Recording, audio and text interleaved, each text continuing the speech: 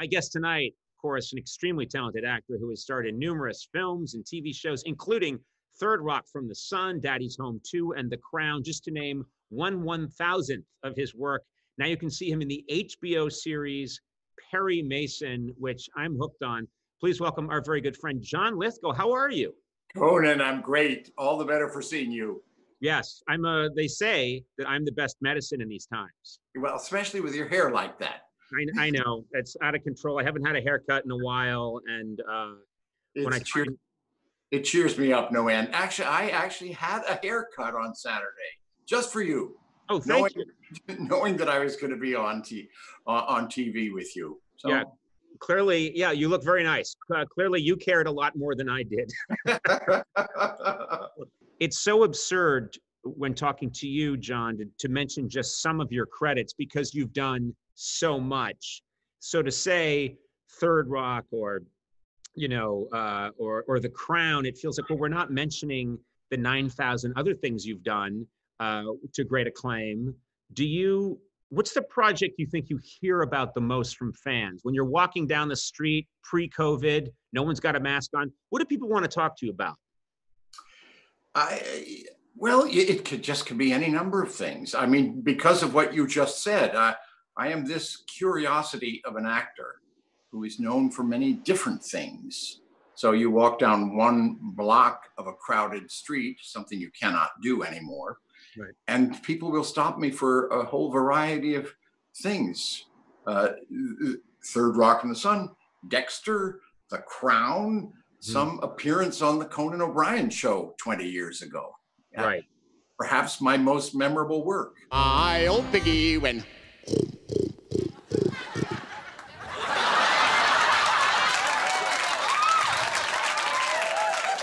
Come on, kids.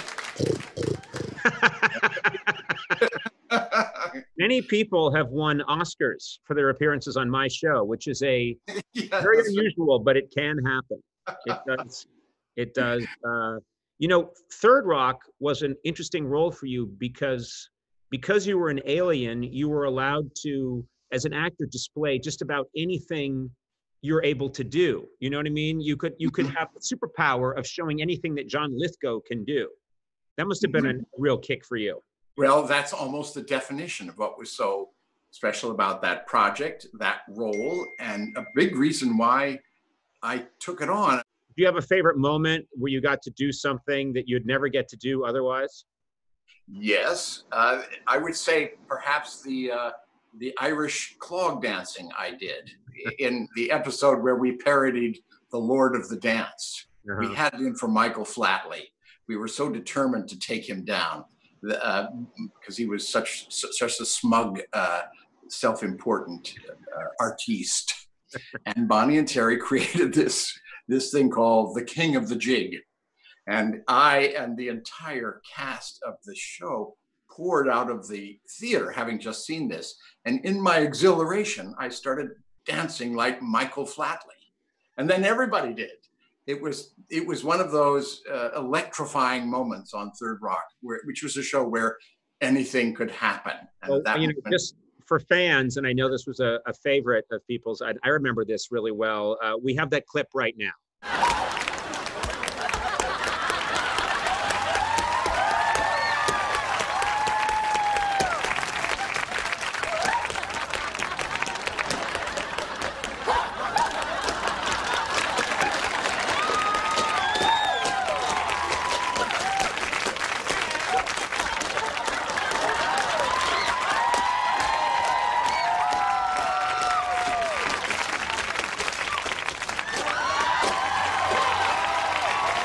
We come back now delighted that we've seen it. Yeah. Yes.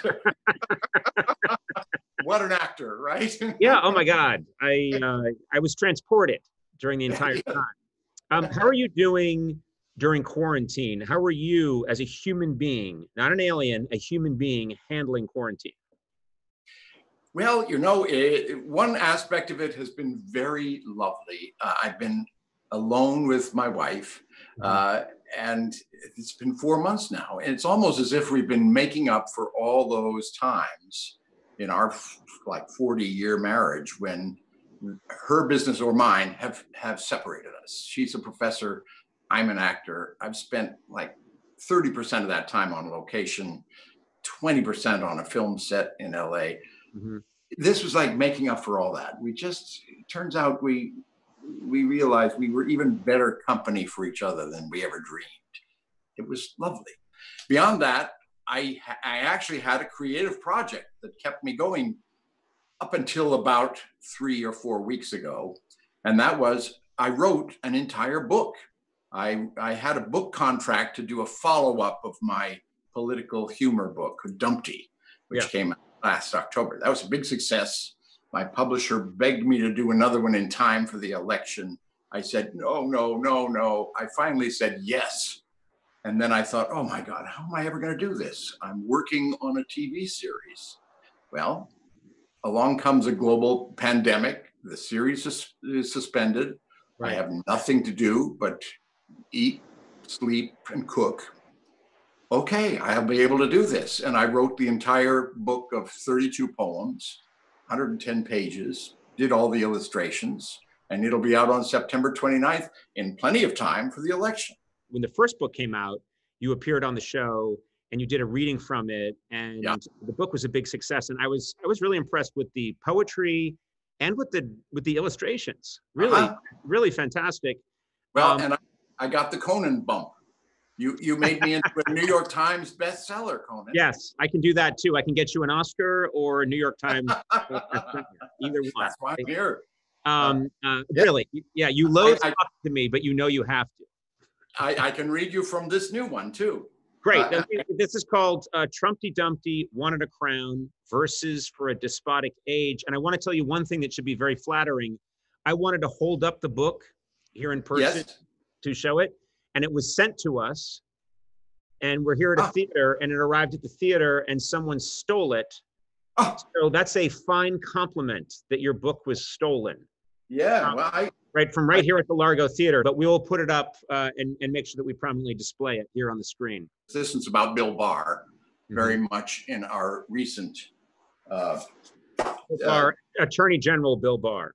Here, I'll show you the illustration first, because when you read the book, this is what you would see. As you see, it's Bill Barr as a frog, which how can you not portray Bill Barr as a frog? There he sitting is. outside the Oval Office, standing guard. It's called Bill Barr the Door.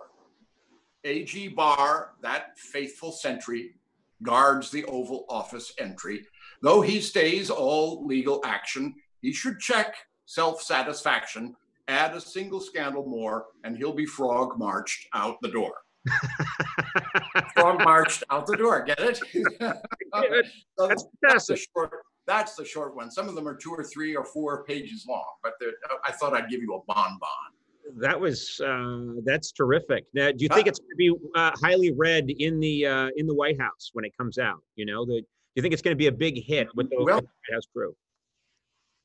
Well, I certainly hope they'll read it, because if they'll read it, maybe I'll get a tweet out of him. It'll sell thousands. I mean, of course, it's a book to delight and amuse liberals, never Trumpers, Democrats in anticipation of the election. But I'm counting on a lot of right-wing fanatics buying it too. They'll want to buy it in order to burn it. But they will have to buy it. A lot of us are angry, but as you know, when you're in the comedy business, you're trying to walk a line of not just being outraged. You're trying to still remember that your job is to entertain people and to make and to get a smile out of them and temper that. And I think that's what you've done with this. I have to say, Conan, you are a much more interesting interview subject than I am in this matter. I mean, I'm fascinated by the challenge that all of you are facing. Mm-hmm. All of you late night wits and satirists and commentators. How do you feel about that? You asked me how I felt not having an audience. Right. How do you feel when things are so dire and so difficult and so enraging when your job is to be funny? Well, there are times where there are times recently when things have gotten so dark, especially during the right after George Floyd's killing, that I just decided, if someone knows how to try and make this situation we're in right now funny, God bless them. I don't know how, and I don't even think it didn't feel appropriate to me. So there are times when I think you just have to be a human being, and when things get really dark, you have to say, this is not. I'm just going to talk about this, and I'm going to talk to people about it. And so you surrender, I think, a little bit the comedic role. And then the rest of the time, if you think it's at all possible, you try and do it. But is it at all a relief that you don't Yes. have to be funny on the subject? Sometimes it is, but mostly if it's so serious that you can't even that you can't do what I feel like I was put here to do, which is to entertain people and make them laugh. If I can't do that, it's I think it's at least cathartic to talk to people and say, how do you feel about this? And we can have a discussion, even if it's not a funny discussion. I think that's one of the rules. I mean, Johnny Carson, I watched him growing up, and he would have guests on and he wouldn't go for laughs. And I think sometimes that's completely appropriate. I think it's well, and you and a few more of your cohort. I mean, there are those moments when things are too grave to be funny. Yeah. And I mean, you think of Letterman when he addressed the nation, when he first came on the air after 9/11. Yeah. If you had a list of the 10 greatest Letterman moments, that would be right up near the top. Yep. Moments when a funny person just stops being funny and talks from the heart and is capable of doing that with real integrity and authenticity. That's got a tremendous amount of power, and I think it's essential for us all. In a sense, that's more comforting than making people laugh in dark times. Yeah, I still think I always am relieved when we get back to a situation where I can be silly again. Silly is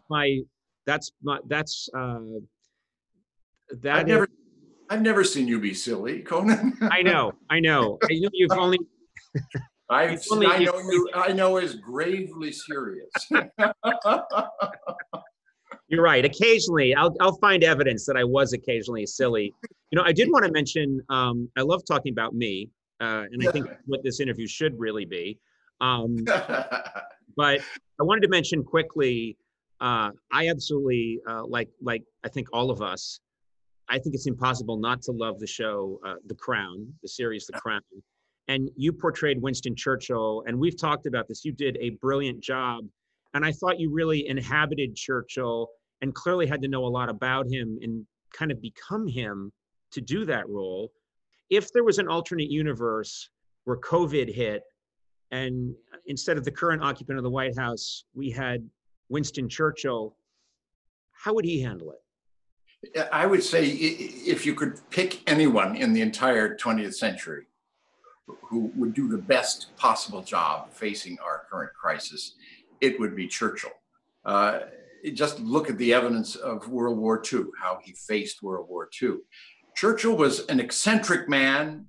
He was very unpredictable. He was difficult in many senses.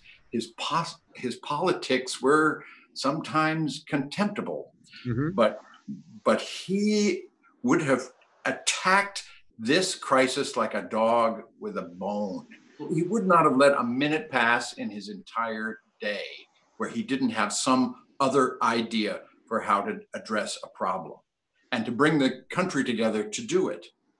He was exactly what England needed in 1940. We so needed that kind of sort of bullheaded assertiveness. We needed someone whom we would all listen to and trust at this moment. We didn't have that.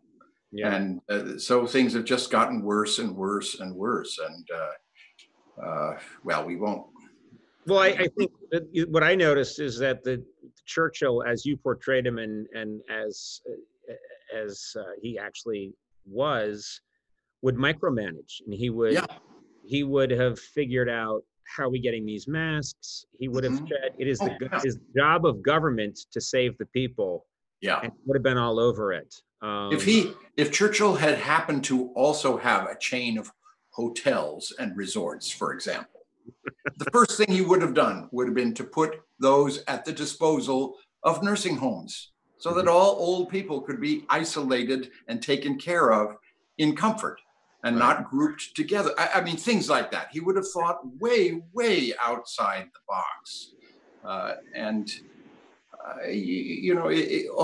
Those first few days, well, I mean, in the months before, long months before, there were preparations that had to be made for this moment.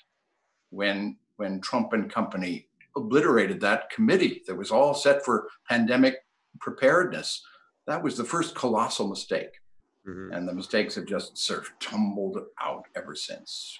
Yeah, we have to be hopeful and reverse all of them. Yeah, yeah. Well, your book will help, I think. Well, every little bit helps. It's like pissing into the wind, my book, but that's what I do for a living. Great description of your career, pissing into the wind. Yes, that'll be on my tombstone, Conan. I did want to mention I'm watching Perry Mason and loving it. Perry Mason, it's fantastic. I mean, the cast is absolutely incredible, and it looks amazing. I mean, the art direction on Perry Mason, I feel like I'm in 1931 Los Angeles. It's extraordinary. And I love your character, E.B. E.B. is this sort of mentor counterpart to Perry Mason. I feel like he looks up to you. You're his, someone who's kind of a mentor figure to him, but your character is interesting to me because I feel like he's struggling with aging out. Is that right? That's exactly right. And in the course of it, Perry Mason sort of sees his feet of clay. It's a fascinating character. I mean, look, Conan, I'm 74 years old. I'm approaching the time in my life when every day I will worry about losing my viability. Turns out those are all the roles that are coming my way.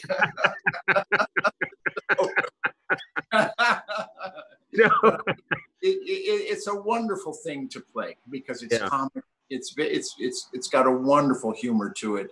It's got a sadness to it, and it serves the story wonderfully because the beginning of this series is an origin story. How did Perry Mason become an attorney? Well, he becomes an attorney by doing a better job than his mentor. Right. So, and I love the relationship between your character EB and his assistant Della Street. It reminds me a lot of my relationship with my assistant Sona. Oh, that poor woman. Juliet Rylance plays the part. Fantastic actress from England. And boy, did she get it right. Well, we have a clip here from Perry Mason, and I think we're going to cut to that now. We're just basically seeing your character here in action. This is him, I think. We get a sense of his character here from this clip. Great, let's have a look. I came to this little pueblo about a year before he ascended to the Supreme Court. Since that time, Justice Holmes has distinguished himself as the nation's foremost jurist, and Los Angeles has disgraced itself as a Gomorrah where truth is bought and sold like the head of a rutabaga. What are you waving about? He just wants me out of the picture, Chief. This is why I have taken up the cause of Emily Dodson. When a state aims its annihilating power against a mere individual, who will stand up against it? Who will defend the defenseless? Who will fight for justice against a heartless expediency? This is what your readers need to know. Yes, of course. Something else our readers would like to know. Where do you go to eat when you have a night out?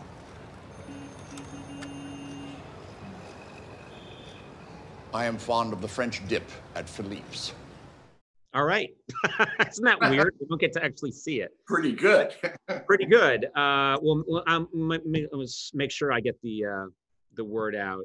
Thank you so much for doing this. Perry Mason airs Sundays at 9 on HBO, and it's available to stream on HBO Max. And Trumpty Dumpty Wanted a Crown Versus for a Despotic Age is available September 29th.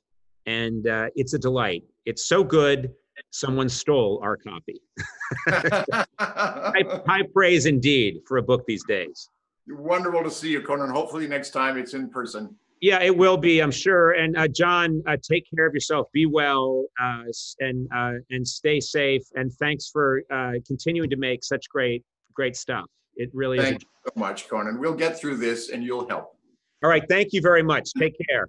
Great. Real fun. Bye-bye. Bye-bye.